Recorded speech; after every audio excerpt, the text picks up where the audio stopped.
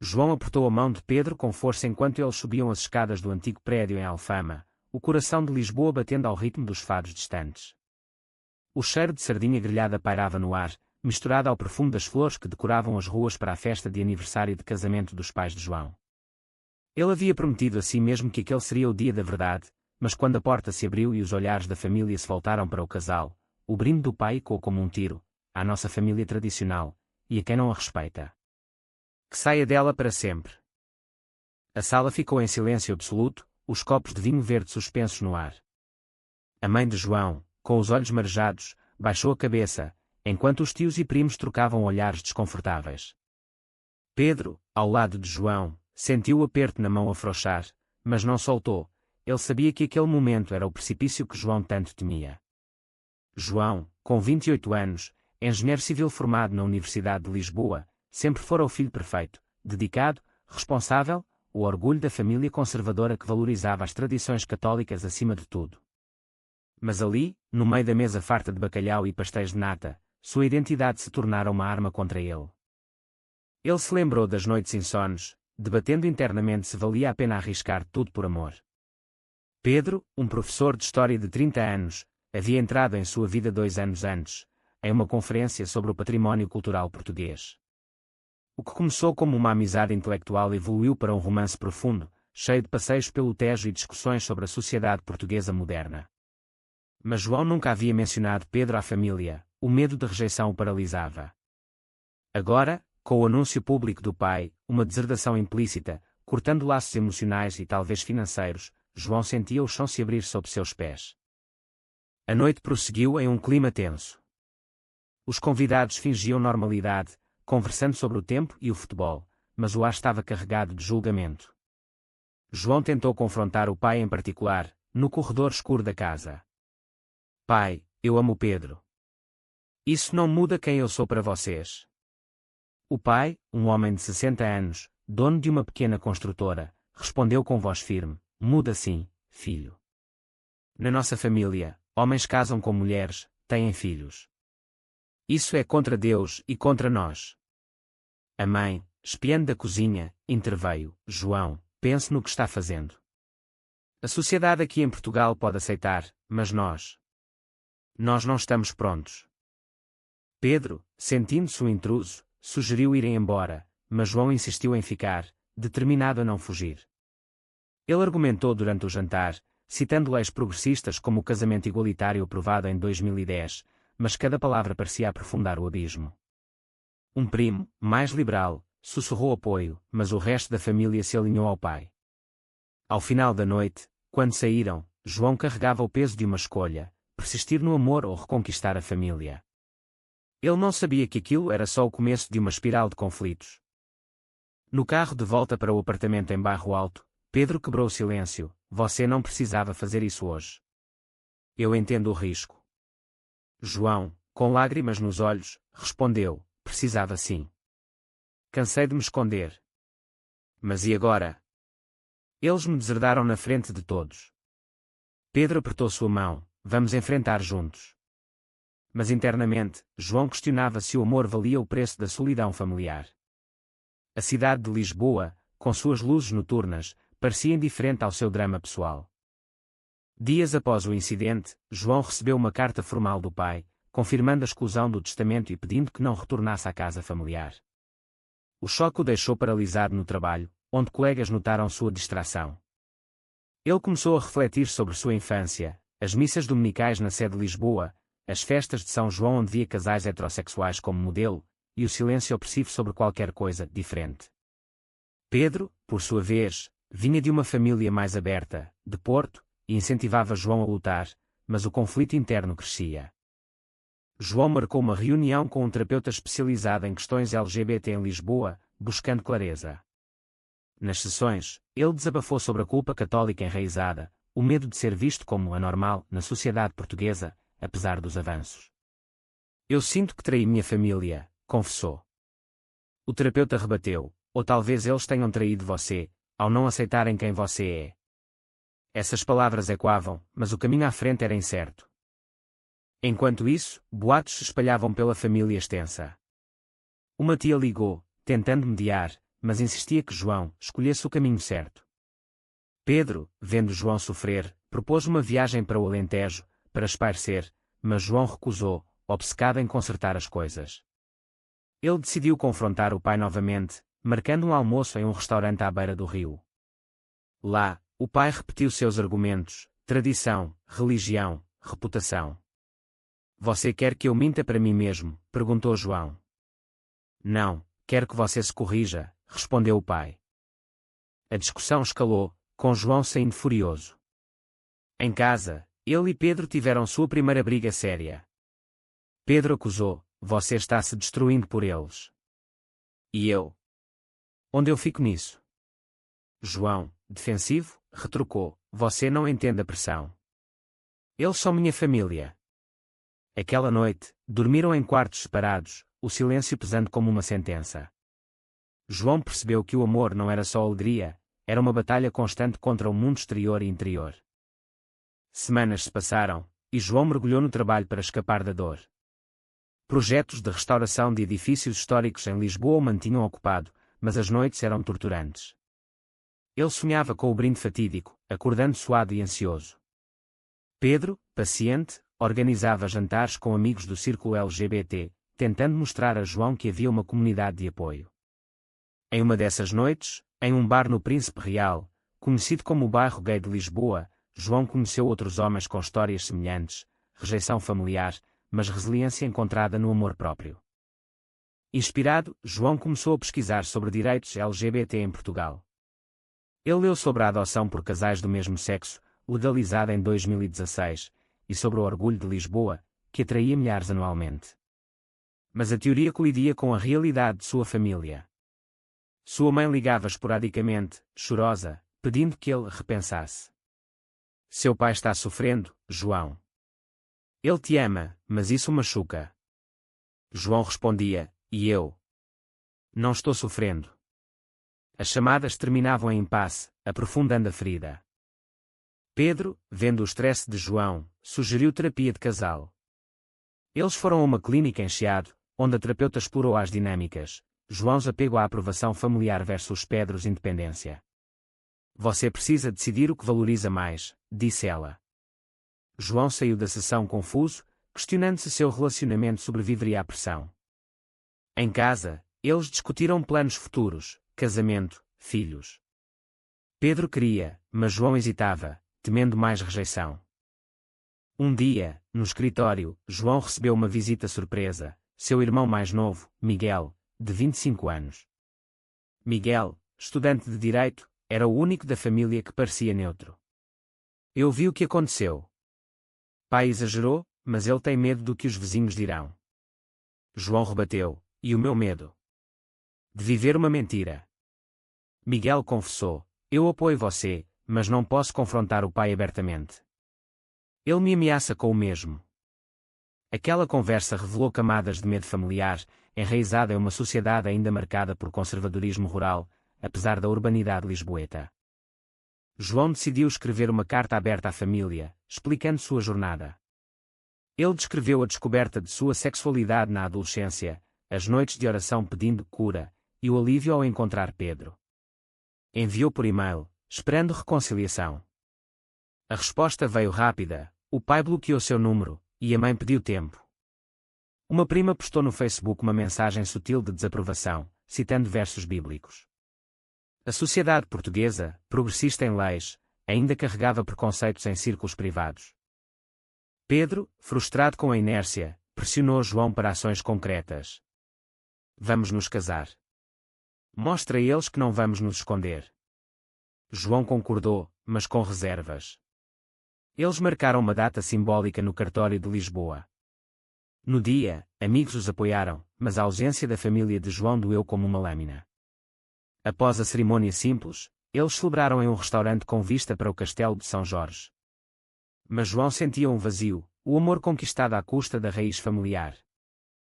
O casamento trouxe uma onda de apoio online, composto em redes sociais ganhando likes de estranhos.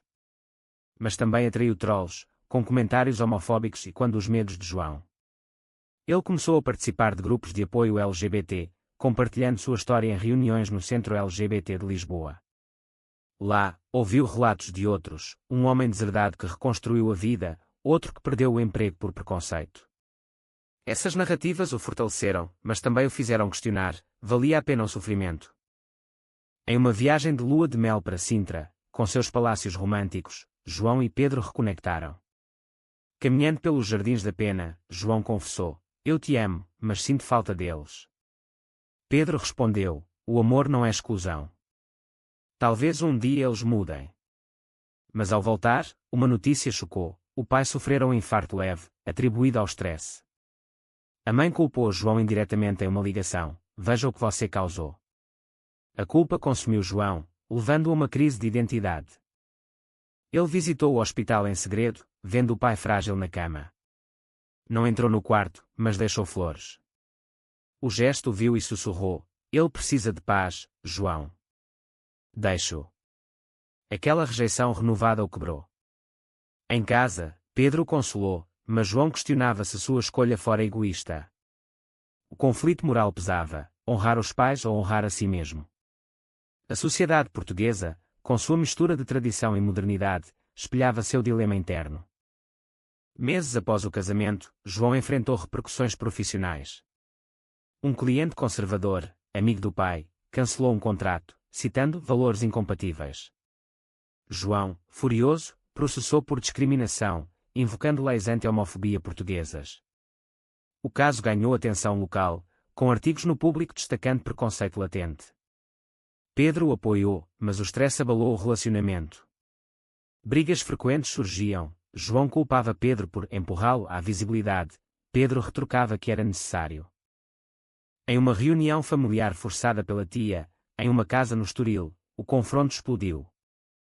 O pai, recuperado, acusou João de destruir a família por capricho. João rebateu: capricho. Isso é quem eu sou. A mãe chorou, implorando reconciliação, mas condicionada à mudança. Miguel tentou mediar, mas foi silenciado. A reunião terminou com João saindo, jurando nunca voltar. A traição familiar o isolou mais. João mergulhou em ativismo, voluntariando na ILGA Portugal, organização LGBT. Ele organizou workshops sobre aceitação familiar, compartilhando sua dor para ajudar outros. Mas internamente, duvidava: era hipocrisia pregar o que não vivia. Pedro, orgulhoso, o incentivava, mas notava a exaustão de João. Uma noite, após um evento, João desabafou: sinto que perdi tudo. Pedro respondeu: ganhou liberdade. Mas a liberdade tinha um preço amargo. Uma reviravolta veio quando Miguel confessou ser bissexual, inspirado por João. Você me deu coragem, disse. Mas o pai descobriu, levando a outra crise. Miguel foi expulso de casa, buscando refúgio com João e Pedro. Agora, os irmãos unidos contra o patriarcado familiar. Eles planejaram confrontar os pais juntos, em uma carta coletiva. A mãe respondeu, marcando um encontro neutro em um café em Belém. No encontro, emoções transbordaram. A mãe admitiu: eu tenho medo do que a sociedade dirá, mas amo vocês. O pai, rígido, manteve posição: isso é contra nossos valores. João questionou: valores ou preconceitos? A discussão revelou raízes profundas. O pai crescera em uma vila rural, onde a homossexualidade era tabu. Mas João viu uma fresta: o pai hesitou ao ver Miguel chorar. Após, os irmãos fortaleceram laços. Miguel mudou-se temporariamente para o apartamento, trazendo nova dinâmica. Pedro, generoso, acolheu-o, mas o espaço apertado gerou tensões. João equilibrou o apoio ao irmão com o casamento, percebendo que escolhas afetavam múltiplas vidas. Ele refletiu sobre a ética: era certo arrastar Miguel para o conflito. O caso judicial progrediu, com João testemunhando publicamente. A mídia cobriu, polarizando opiniões. Amigos da família romperam contato, mas novos aliados surgiram. Pedro, professor, enfrentou escrutínio na escola, com pais questionando sua influência. Ele defendeu: ensino história, não ideologia. Mas a pressão social testou sua resiliência. Em uma manifestação pelo Dia Internacional contra a Homofobia, em Lisboa, João falou no palco, compartilhando sua história.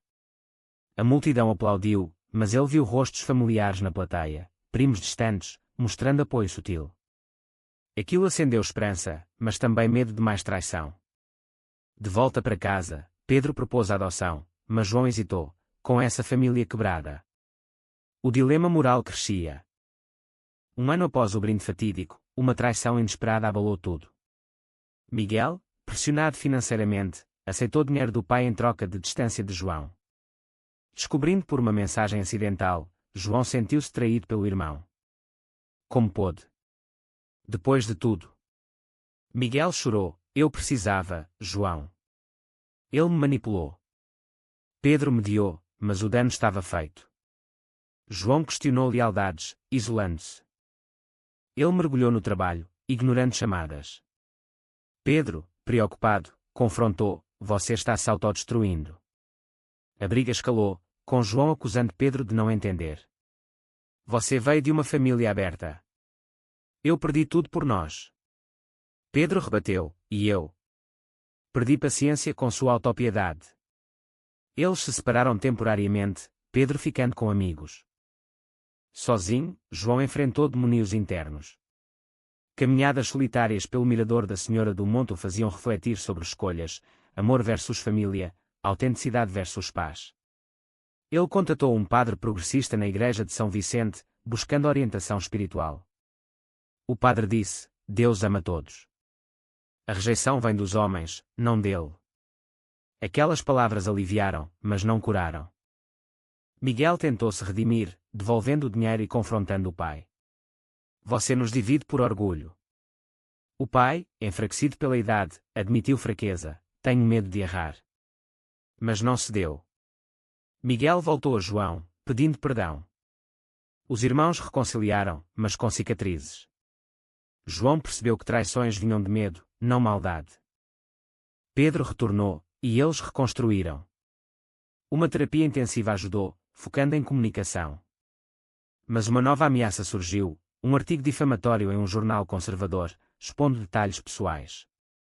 Suspeitando do pai, João o confrontou por telefone. Isso é baixo. O pai negou, mas a dúvida persistiu. A sociedade portuguesa, dividida, amplificava o drama. João decidiu mudar de carreira, abrindo uma consultoria focada em projetos inclusivos, promovendo diversidade. O negócio decolou, atraindo clientes liberais. Pedro, inspirado, escreveu um livro sobre histórias LGBT na história portuguesa. Juntos, eles se fortaleceram, mas o custo emocional era alto, noites de insônia, ansiedade crônica. Uma reviravolta veio da mãe, ela visitou secretamente, trazendo fotos antigas. Eu errei em não te defender. Chorando, ela pediu tempo para convencer o pai. João, esperançoso, aceitou. Mas dias depois, ela recuou, pressionada. A oscilação machucou mais que rejeição direta. Em uma conferência em Coimbra, João encontrou um mentor gay bem-sucedido, que compartilhou, às vezes, família escolhida suplanta a biológica. Aquilo ressoou, levando João a expandir seu círculo de amigos. Mas o conflito ético persistia, abandonar a família ou persistir. 2 anos se passaram, e o pai de João adoeceu gravemente. No hospital em Setúbal, a família se reuniu. João, hesitante, foi convidado pela mãe. Vendo o pai vulnerável, ele confrontou, porque nos odeia tanto. O pai, fraco, confessou, não odeio. Tenho medo do desconhecido. Pela primeira vez, dialogaram honestamente sobre preconceitos geracionais. Mas a recuperação do pai trouxe regressão, ele insistiu em valores tradicionais. João, decepcionado, saiu. Miguel, agora independente, cortou laços definitivos. Pedro apoiou, você tentou o suficiente. Mas João sentia culpa, suas escolhas aceleraram o declínio do pai. Eles adotaram uma criança através de agências portuguesas, um menino de 5 anos chamado Tiago. A paternidade trouxe alegria, mas desafios, olhares julgadores em parques, questões na escola. João defendeu ferozmente, mas o stress abalou a saúde mental. Uma crise de pânico o levou ao hospital, onde refletiu sobre o preço pago. Amigos traíram, um casal heterossexual, outrora aliados, distanciou-se por complicações. João questionou amizades superficiais. Pedro, leal, o ancorou. Em uma viagem familiar para o Algarve, eles criaram memórias, mas João sonhava com reconciliação. Uma carta anônima ameaçou expor mais, suspeitando de rivais profissionais. João investigou, descobrindo um primo invejoso. O confronto revelou ressentimentos familiares profundos. Você acha que é melhor por ser moderno? João rebateu, não, só autêntico. A traição fortaleceu sua resolução. A mãe, dividida, deixou o pai temporariamente, ficando com João. Ela aprendeu sobre a comunidade LGBT, assistindo documentários. Eu vi errado, admitiu. Mas voltou ao pai, pedindo paciência. João, machucado, limitou contato. Tiago trouxe despertar, vendo o filho feliz, João priorizou a nova família. Mas dilemas éticos surgiam, ensinar Tiago sobre avós ausentes. Pedro sugeriu honestidade. A sociedade evoluía, com mais aceitação, mas feridas pessoais persistiam. 3 anos após o brinde, João construiu uma vida plena, carreira bem-sucedida, família com Pedro e Tiago, comunidade forte. Mas o pai, sozinho após a mãe falecer subitamente, ligou pedindo perdão. Eu errei. Perdi tudo por orgulho. João, conflituoso, visitou. O reencontro foi emocional, abraços, lágrimas, arrependimentos. O pai conheceu Tiago, derretendo barreiras. Miguel reconciliou também, formando uma família mista. João refletiu sobre o ciclo, dor levando a crescimento. Mas questionava, o perdão era merecido após tanto dano. A sociedade portuguesa, com suas contradições, espelhava isso. No final, João escreveu Memoir, inspirando outros. A jornada mostrou que amor exigia sacrifícios, mas valia. Foi certo João persistir no amor apesar do custo familiar, ou deveria ter priorizado a harmonia tradicional?